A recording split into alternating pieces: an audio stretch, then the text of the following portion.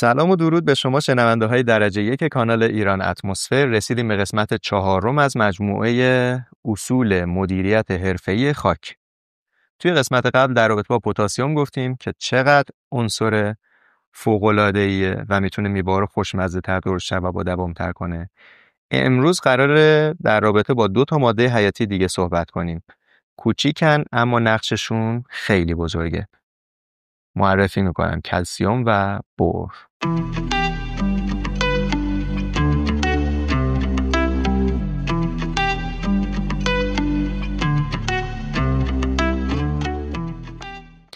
اول بریم سراغ کلسیم. کلسیم برای گیاه مثل سیمان میمونه برای ساختمون.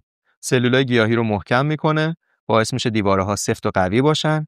پس در نتیجه اگه کم باشه میوه ها نرم و ترک خورده میشن، زود خراب میشن و حتی بخشایی از میوه ها ممکنه قهوه‌ای بشه، مثل پوسیدگیایی که ته گوجه هست. خیلی از کشاورزایی که گوجه کشت میکنن یا گلخونه دارا میدونن در مورد چی دارن صحبت میکنن.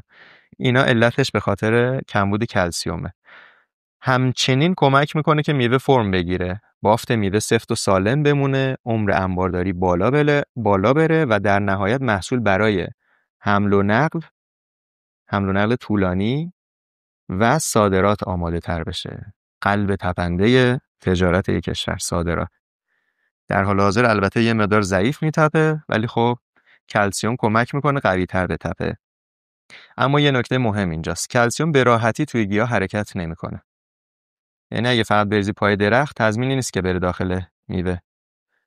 به خاطر همینه که این 2 عنصر رو امروز با هم ما معرفی کردیم.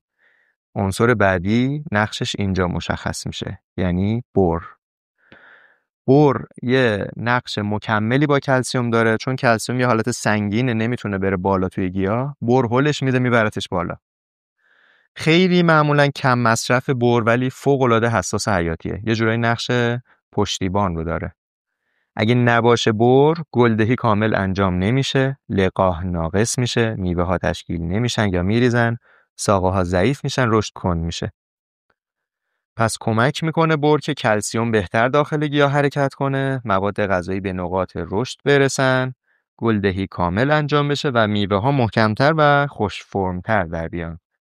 خب مناسب ترین زمان مصرف این 2 عنصر کی هستش؟ بهترین زمان مصرف این 2 عنصر یکی قبل از گلدهیه، برای اینکه گلدهی کامل و سالم انجام بشه، و یکی دیگه هم اوایل تشکیل میوه هستش، برای اینکه میوه ریزش نداشته باشه، فرم بگیره و ریز نشه.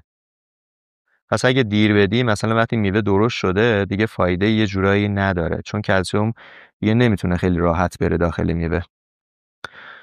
خب حالا چه نوع کلسیم و بری بدیم؟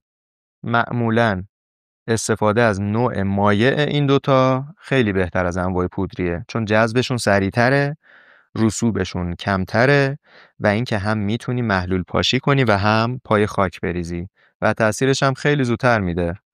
چرا؟ چون همونطور که گفتیم جذبش خیلی بالاست، سریع وارد عمل میشه و نتیجهش رو سریعتر میتونیم ببینیم.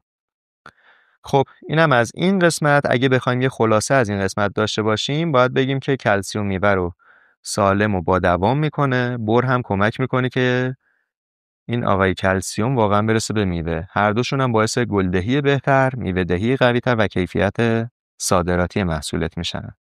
خب این قسمت هم ازتون ممنونم که با ما همراه بودید. قسمت بعدی رو از دست ندید اصلا. در رابطه با ریزمغذی هاست، عناصر کم مصرف ولی خیلی خیلی حیاتی.